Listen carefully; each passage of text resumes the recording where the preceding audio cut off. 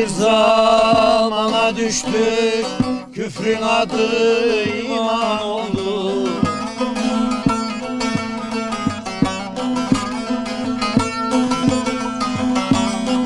Doğru dürüst giderken, doğru dürüst giderken hakkın yolu duman